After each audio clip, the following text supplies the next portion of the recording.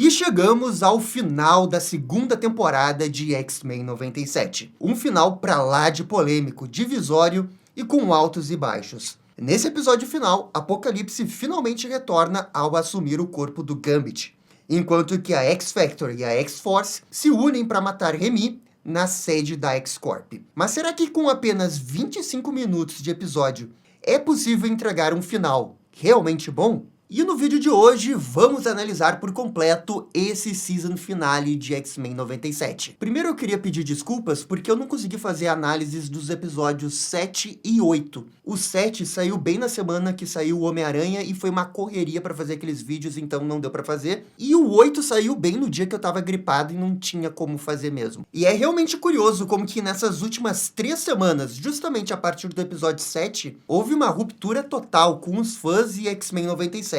Toda a credibilidade que X-Men 97 conseguiu conquistar na primeira temporada ruiu nessas últimas 3 semanas. Eu ainda não acho que essa segunda temporada seja um desastre absoluto, tá? Porque realmente a gente teve bons episódios e teve até alguns ótimos episódios. O problema maior é a história principal da temporada, a história que envolve o Apocalipse. Essa daqui que eu achei que foi uma grande decepção, especialmente nos episódios 8 e 9. Então, o episódio 7, apesar de eu ver que ele tá bem desconectado em relação a toda a trama do Apocalipse, eu achei que foi um episódio legal envolvendo o Noturno. Agora, o 8 aí já foi muito rushado, com um roteirista apelando pro poder do amor da vampira. Só que aí que tá, apesar da história desse episódio não ter sido muito boa, a animação foi. As lutas foram sensacionais. E é até por isso que eu não consigo ficar muito brabo com essa temporada do X-Men 97. Na pior das hipóteses, eles ainda entregam ótimas lutas que, quando você compara com os outros desenhos, ainda é bem superior que os outros. Mas sim, é inquestionável que ao longo dessa temporada, a gente teve várias pequenas decisões que acabaram minando esses 2 últimos episódios. Como a decisão do Xavier de fundar a X-Corp. Meio que isso não fez nenhuma diferença. Não teve impacto algum dentro da história. E a presença quase que inútil da X-Corp nessa temporada é só a ponta do iceberg. Vamos falar isso enquanto eu analiso aqui o episódio 9. O season finale começa com o Cable decidido a matar Apocalipse, mesmo que isso signifique matar o Gambit. Pô, me pega aqui que o Cable tem um programa que mostra exatamente quanto que o Gambit já foi dominado pelo Apocalipse. Ô, conveniência! Mas enfim, enquanto isso, Fera, Noturno e Vampira estão no fundo do oceano procurando por aquela nave do Apocalipse. Ela tinha sido destruída no episódio Obsessão, da série clássica que a gente tinha até comentado antes nessa temporada. E olhem só, dessa vez, o Fera lembra da amizade que ele chegou a ter com a nave. O que eu até cheguei a falar naquele episódio que eles vão na nave no passado, que era muito estranho ele não reconhecer a nave e ele não falar nada sobre ela. Mas agora sim ele reconheceu a nave. A nave explica sobre como não é recomendado entrar na Câmara Celestial. Mesmo assim, eles não podem desistir, porque é um membro dos X-Men que precisa de ajuda. Então, a tal da Câmara Celestial é reaberta. A única forma de deter o Apocalipse está ali dentro. Mas talvez o preço para tanto seja alto demais. E Vampira decide entrar mesmo assim. E toda essa parte da Vampira, pra mim, vai colocar o episódio abaixo da média dos episódios do X-Men 97. Essa parte vai ser muito rushada e muito conveniente. E é aquela conveniência que até tira um pouco da singularidade que é o Apocalipse. Porque você meio que pode reproduzir o Apocalipse com outras pessoas também. Basta elas terem a força suficiente para passar por aquela barreira do vento. E depois de ter o papinho para convencer o Celestial a te entregar a semente da morte. A sensação que eu tenho aqui é que os roteiristas queriam muito que a Vampira tivesse o seu upgrade à la Força Fênix, só que claro, não é a Força Fênix, só para ganhar um novo visual pro final da temporada. Em Genosha, a X-Factor invade o espaço aéreo da X-Corp e não recua diante das ameaças do Xavier. Até porque eles têm o Cable, que pode desativar o campo de proteção da base. Temos aqui uma discussão até que interessante sobre como o Val Cooper acha que entende o Xavier melhor do que ele próprio. Sobre como parece que o Xavier se afastou do seu jeito de ser. E eu realmente não concordo com a Val Cooper aqui. Eu nem concordo com o que o desenho está fazendo aqui. O Xavier sempre foi esse cara que iria se colocar na frente para salvar uma vida mutante. Mas de verdade, eu sinto que isso tá muito mais como uma ideia abandonada ao longo dessa temporada de uma mudança na personalidade do Xavier que eles iriam fazer. Do Xavier ficar mais faca na bota, mais radicalizado, mais militarizado. Justamente por causa da morte do Magneto. Foi isso que a temporada meio que tentou fazer, não? Quando o Xavier funda a X-Corp, eles pareciam flertar com isso. Mas nunca realmente vemos o Xavier mais radical em nenhum momento depois daquilo. Até no episódio 7, quando eles tentam resolver um incidente internacional, o Xavier primeiro conversa com a Val Cooper e diz que irá levar a sua equipe para conversar com os mutantes na Terra Selvagem. O que é bem típico do Xavier. Então eu realmente não sei o que eles queriam fazer com o Xavier. A produção dessa segunda temporada realmente foi um negócio de doido. Por causa da saída do Paul DeMaio, de produtores que não queriam que fosse tão fiel como é nos quadrinhos. E também veio outras pessoas para roteirizar os episódios. Pô, teve um episódio que tinha 4 roteiristas. Você sente que houve uma mudança de comando no meio dessa temporada. Você percebe que muitas coisas foram alteradas. E a sensação que fica é que uma dessas coisas perdidas foi essa parada da X-Corp e do Xavier. Esse diálogo da Val Cooper é um resquício de algo que nunca realmente foi desenvolvido. E o fato é que no desenho, se eles realmente tinham a intenção de deixar o Xavier mais militarizado, eles não conseguiram fazer isso, de forma alguma. A X-Corp, pra mim, parece só uma segunda base dos X-Men que fica nas ruínas de Genosha. E é isso, me desculpa, não teve nenhum impacto político realmente significativo dentro da história. X-Factor e X-Force iniciam um ataque combinado que até envolve atacar mutantes com sentinelas. E eu realmente questiono o papel do Cable nisso tudo. Claro, ele tá determinado a cumprir a tal da profecia. Mas e o desenvolvimento do personagem dele ao longo da temporada? O que a Jubileu ajudou no episódio 2 a fazer ele a pensar mais como Ciclope e a Jean. Ele simplesmente esqueceu tudo isso? Pra mim aqui, essa atitude dele ficou muito fora do que eles estavam desenvolvendo ao longo da temporada. Ah, no início da temporada ele poderia fazer tudo isso. Beleza, no início da temporada eu compro. Mas no final, depois de tudo que passou, de jeito nenhum. E olha que nem foi tanta coisa que ele passou, né? Já que ele só apareceu o quê? Em 3 episódios? Já a Vampira aparece no mesmo local que Ensabar Nur virou o Apocalipse. O Celestial reforça sua filosofia de vida e como o Apocalipse é necessário para a vida evoluir. O mesmo Celestial destrói o amuleto de imortalidade que ela tinha conseguido graças ao Gambit no episódio anterior. E cara, e toda essa parada aqui da External, do Apocalipse ter uma pessoa que amou e depois que traiu ele, caraca, tudo isso não levou pra nada, lugar nenhum. É então que o Celestial, ao ver a força de vontade da Vampira, oferece uma alternativa. Ela poderá salvar Remy, se trocar sua vida pela dele. Ou seja, o Celestial continua com aquela filosofia de vida.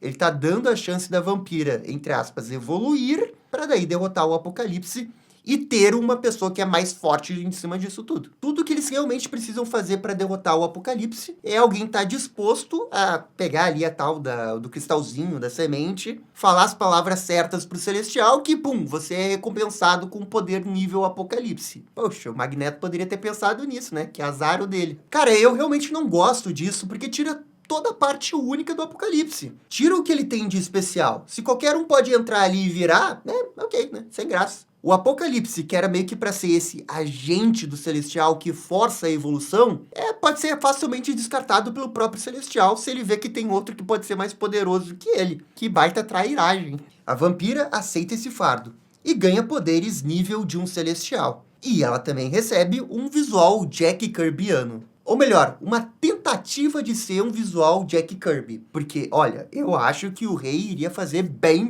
melhor do que isso. Colocaram só umas linhas ali e falaram Jack Kirby. Mas eu acho que o Jack Kirby ia fazer muito diferente disso daqui.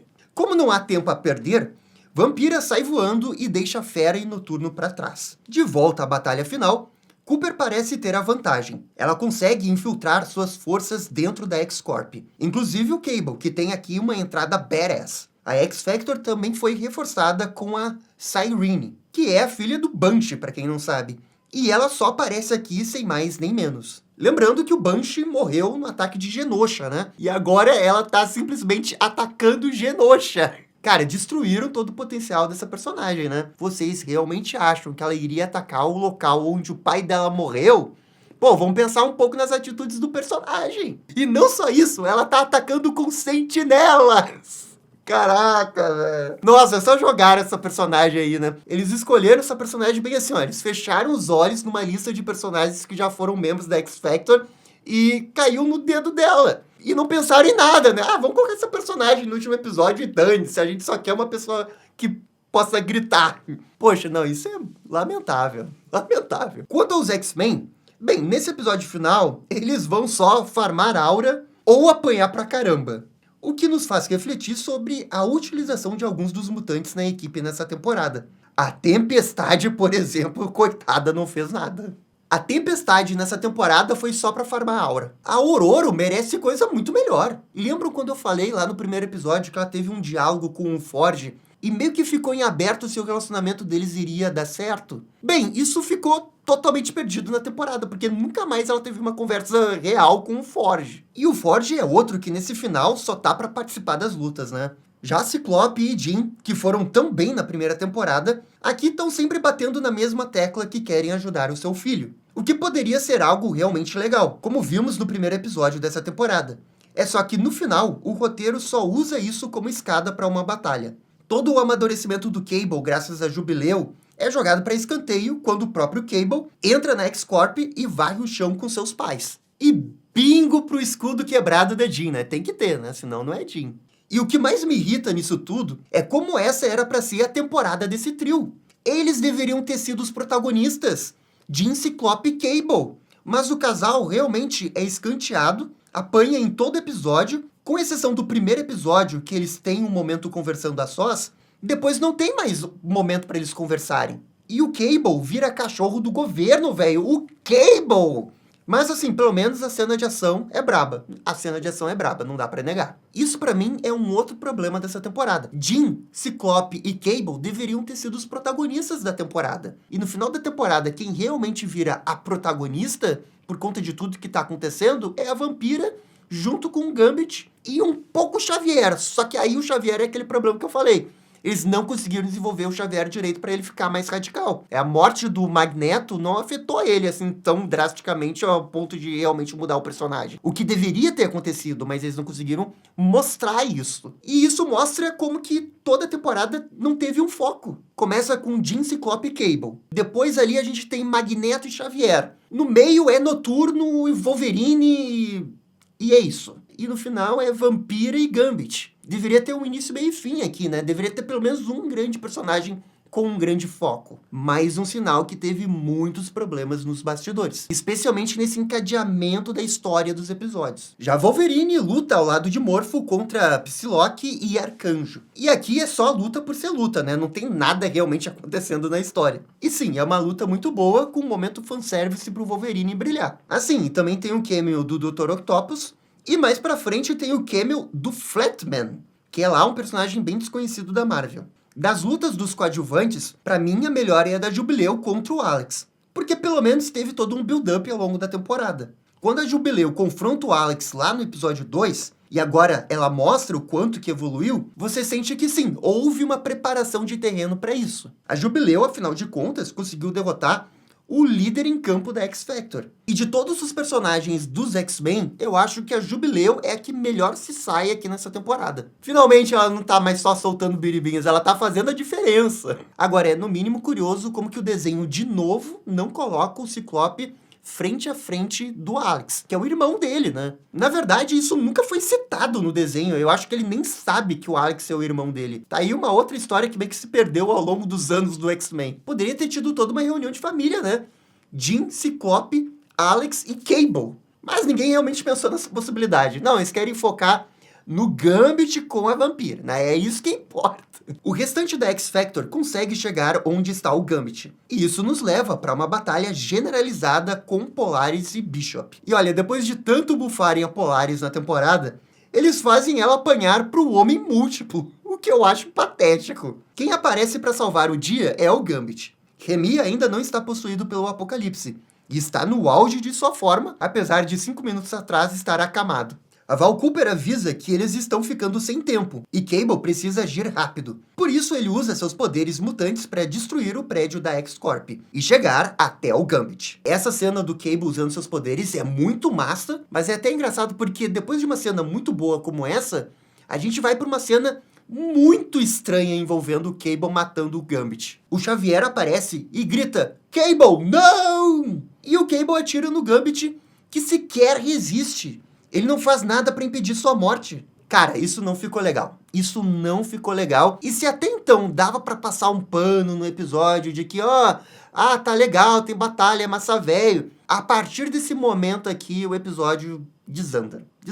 O Cable dá um tiro no Gambit, deveria ter acontecido alguma coisa antes disso. Talvez o Gambit lutar contra o Cable, ter uma ceninha de ação entre os dois. Ou talvez o Cable conversar com o Gambit pra tentar dizer que não tem outra opção, que ele vai ter que matar o Gambit, que ele sente muito. E talvez, sei lá, até o Gambit poderia aceitar que ele iria morrer pra evitar se transformar no Apocalipse. Mas nada acontece, é tudo off-screen. A cena toda ficou montada de um jeito muito ruim e falta diálogo. Todos os X-Men aparecem bem naquele momento e lamentam a morte do Gambit. Mas não é bem assim. O próprio Gambit disse que morte é evolução. Então, é exatamente isso que acontece. O corpo de Remy cede ao Apocalipse e se transforma de vez. Ou seja, na minha opinião aqui, o Cable acabou ajudando o Apocalipse a tomar conta do corpo do Gambit. Ou eu tô maluco, mas eu acho que foi isso, né? O Gambit Apocalipse até ganha uma nova aparência. E pelo jeito, o plano do Apocalipse realmente era esse, né? Trocar de corpo com o Gambit. E eu sei que eles dão uma justificativa do porquê que o Apocalipse quis mudar de corpo, é só que eu acho uma desculpinha muito qualquer coisa. Acho que teria sido muito melhor o Apocalipse continuar no seu corpo e transformar o Gambit no Cavaleiro da Morte. A sensação que eu tenho é que os roteiristas decidiram ir para o caminho mais fácil de resolver os seus problemas. Porque é muito mais fácil você organizar essa batalha final tendo apenas um inimigo, o Gambit que virou o Apocalipse, do que ter dois, Gambit Morte e Apocalipse. Sabe, é muito trabalho fazer do jeito difícil. Vamos pro jeito fácil aí, vamos pro jeito fácil. E olha, eu nem odeio o visual que eles deram pro Gambit Apocalipse, que eu vi muita gente odiando na internet. Pra mim faz parte desse massa velho que acontece nesse tipo de história. O que pra mim realmente é ruim é como que o Gambit Apocalipse vai ser derrotado. É o puro anticlímax. Não é exatamente o poder do amor, mas meio que é o poder do amor, tá? É meio que o poder do amor. E depois de tudo que eles fizeram com o Apocalipse, e também não fizeram, né? Porque eles poderiam ter desenvolvido bem mais o Apocalipse. É bem decepcionante ter um desfecho como esse. Gambit Apocalipse facilmente domina os X-Men, com exceção do Xavier. E eu não sei exatamente como ele fez isso, mas beleza, para efeitos dramáticos, ele domina os X-Men. Contudo, Xavier não se deixa abalar. Sua fé nos seus X-Men é infinita. Ele sabe que irá encontrar uma solução. E é quando a Vampira Celestial aparece e facilmente refaz o controle mental do Gambit Apocalipse nos X-Men. E eu fiz questão de cronometrar quando os X-Men ficam do mal com o olhinho vermelho. Toda essa parte começa no minuto 22, quando a gente vê a Jean com o olho vermelho. Exatamente um minuto depois, no minuto 23, eles voltam ao normal. Um minuto durou toda essa parte. Cara, é ridículo. Aqui tá um baita de um exemplo de por que não dá pra colocar tudo numa história de 25 minutos. É impossível, não tem efeito dramático. Você não consegue nem sentir os X-Men se opondo ao Xavier. Um minuto, gente, 60 segundos. A Vampira Celestial simplesmente toca no Gambit Apocalipse e com os poderes do Celestial e também seus próprios poderes ampliados, ela consegue tirar o Apocalipse do corpo do Remy. Isso lembra bastante como ela conseguiu curar o Arcanjo lá nas primeiras temporadas do X-Men, quando ele era Cavaleiro do Apocalipse. Ela cria um amuleto que aprisiona o vilão. E é isso. Eles conseguem derrotar o Apocalipse com a maior facilidade. E aqui é decepção total, tá, gente? Decepção total. Não tem como defender isso. Desculpa. Eles fizeram o build-up do Apocalipse. Cena pós-crédito da primeira temporada, o Apocalipse naqueles episódios do deserto. O Apocalipse matou o Magneto. E o Magneto? Ele era o badass, o invencível. Ah, mas o professor não quer aprender essa lição. Ah, eu tenho frases de efeito. E aí, como que eles resolvem todo esse build-up? A Vampira Celestial vai aparecer ali, super, hiper, mega overpower, vai tocar no Gambit Apocalipse e vai expulsar o Apocalipse do corpo dele. Isso é a definição do anticlímax, gente, me desculpa. Muito broxante. Ela entrega o amuleto ao Cable, que, segundo ela, saberá o que fazer com isso. Gambit sai ileso, como se nada tivesse acontecido. A Vampira acha que vai morrer ou que terá que se despedir do Gambit, e por isso os dois se beijam. O que é uma coisa bem rara, quase nunca acontece por conta dos poderes da Vampira, mas já tinha acontecido no desenho clássico. E aqui eles têm esse outro beijo, finalmente. É só que então os novos poderes da vampira são retirados. Ela olha pro lado e só encontra o Fera sem o Noturno. Acontece que o Noturno entrou naquela Câmara Celestial e decidiu complementar a barganha. Ele irá morrer pela sua irmã. O Noturno tem certeza que esse sacrifício irá juntar ainda mais os X-Men. Eles irão prosperar. A Mansão Xavier, a escola irá prosperar. Como podemos ver nessas imagens envolvendo vários novos mutantes dentro da escola. E Noturno tem certeza disso, porque ele tem fé. E é assim que termina o episódio. Vamos lá. Eu entendo que é da natureza do Kurt querer proteger os outros. É da religião dele, né? Se ele tiver que se sacrificar, ele vai sacrificar pelas pessoas que ele ama. E é a irmã dele, é a vampira. Ele iria se sacrificar. É só que tem um grande problema nisso tudo. O sacrifício não tem peso emocional algum.